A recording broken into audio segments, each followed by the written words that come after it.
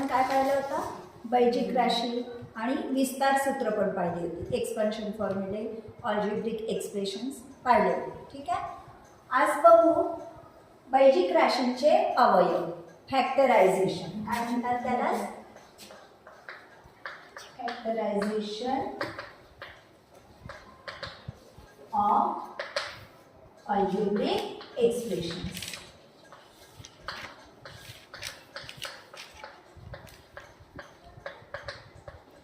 कशा पद्धतीने आपण अवयव पाडायचे बैजिक राशींचे.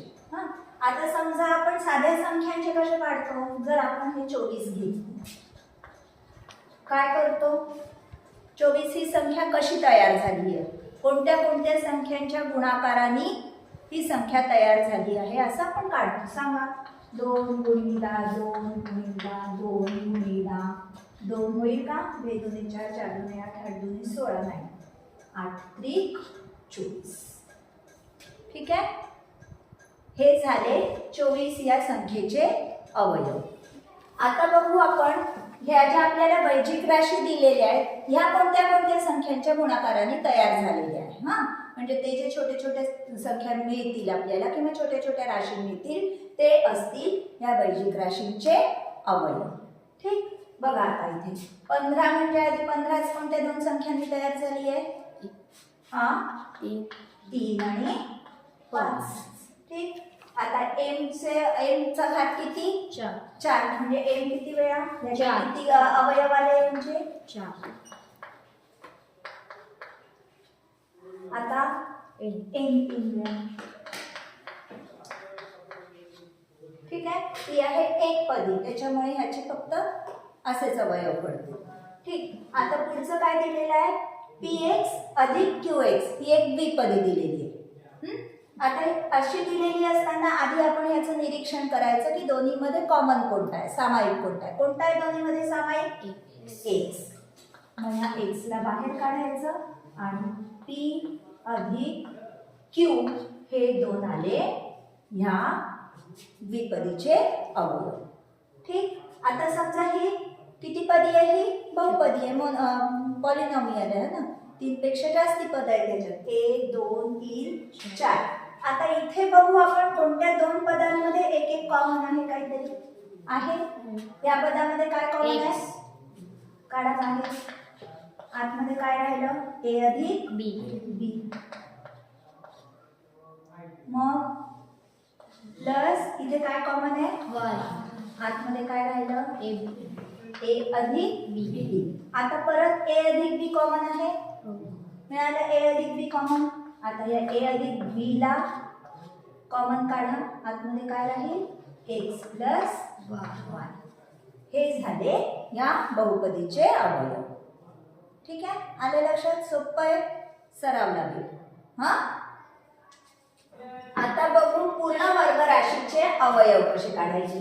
आता ही पूर्ण वर्ग राशी आहे का, कसं ओळखायचं, काय करायचं, पहिल्या पदाचा वर्गमूळ आणि तिसऱ्या पदाचा वर्गमूळ यांच्या गुणाकाराची दुप्पट करून पाहिजे. त्यांच्या गुणाकाराची दुप्पट जर आपलं हे मधलं पद येत असेल तर ही राशी कशी आहे समजायचं, पूर्ण वर्ग राशी आहे समजायचं. बघू आपण करून. 4x² चा वर्गमूळ, 2x 9y स्क्वेअरचा वर्गमूळ, 3y यांचा गुणाकार किती, गुणाकाराचा गुणाकार करायचा आपल्याला फक्त. किती, 3 दुने 6, त्याची दुप्पट 12 आला, 12xy. म्हणजे ही जी दिलेली राशी आहे ती कशी आहे, पूर्ण वर्ग राशी. समजला. मग आता ह्याचे अवयव कसे काढायचे, तुम्हाला माहिती आहे पूर्ण वर्ग राशीचा आपण जेव्हा a प्लस b किंवा x प्लस y चा वर्ग होल स्क्वेअर म्हणतो तेव्हा कसं लिहितो, x square plus 2xy plus y square. बरोबर. म्हणजे मग ह्याचे काय येतील अवयव, 4x स्क्वेअरचा वर्गमूळ 2x, 9y स्क्वेअरचा वर्गमूळ 3y. हे आले याचे अवयव. ठीक आहे.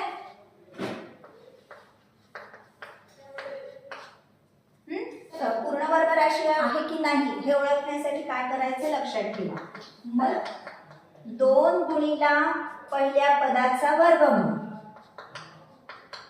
गुणिला तिसऱ्या पदाचा वर्गमूळ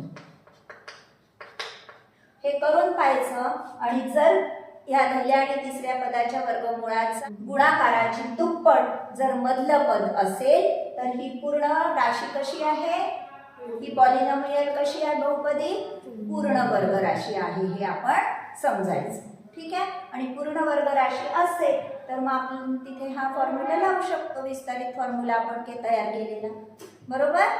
आणि हे झाले त्याचे अवयव. आता हेच समजा मधलं पद वजा आहे, हा, तर काय होईल, कशाचा वर्ग होईल, आधी आता ती पण पूर्ण वर्ग राशी आहे की नाही सांगा. काय कराल, पहिल्या पदाचा वर्गमूळ 4n, तिसऱ्या पदाचा वर्गमूळ 5n, करा 5 चोक 20 ची दुप्पट 40 आली. म्हणजे ही राशी सुद्धा कशी आहे, पूर्ण वर्ग राशी आहे, पण मधलं पद कसं आहे, वजा असल्यामुळे इथे काय येईल, आलं लक्षात. म्हणजे ह्याचे अवयव काय येतील, 4m - 5n 4m - 5n. आलं लक्षात. पूर्ण वर्ग राशींचे अवयव कसे पाडायचे. आता बघू 2 पूर्ण वर्गांच्या वजाबाकीच्या स्वरूपातील राशींचे अवयव. जसं की 30xa वर्ग वजा 49b चा वर्ग. ठीक आहे. कसं दिसतंय हे, 2 पूर्ण वर्गांच्या वजाबाकीच्या स्वरूपातील राशींचे अवयव. ही आपल्याला एक द्विपदी आहे आपल्याकडे. दोन्ही पद त्यातली कसे दिसतात आहे, पूर्ण वर्ग आहे. 36 आहे वर्ग, 49 वर्ग आहे कशाचा, 7चा. म्हणजे ह्या दोन्ही कशा आहे, पूर्ण वर्ग राशी आहे. आता ह्याचे अवयव तुम्हाला माहिती आहे, आपण काय केलं होतं, a + b a - b काय केलं होतं, a स्क्वेअर - b स्क्वेअर. ठीक आहे. हे ठेवा तुम्ही याच्या जागेवर. याचं वर्गमूळ किती, 36a स्क्वेअर 6.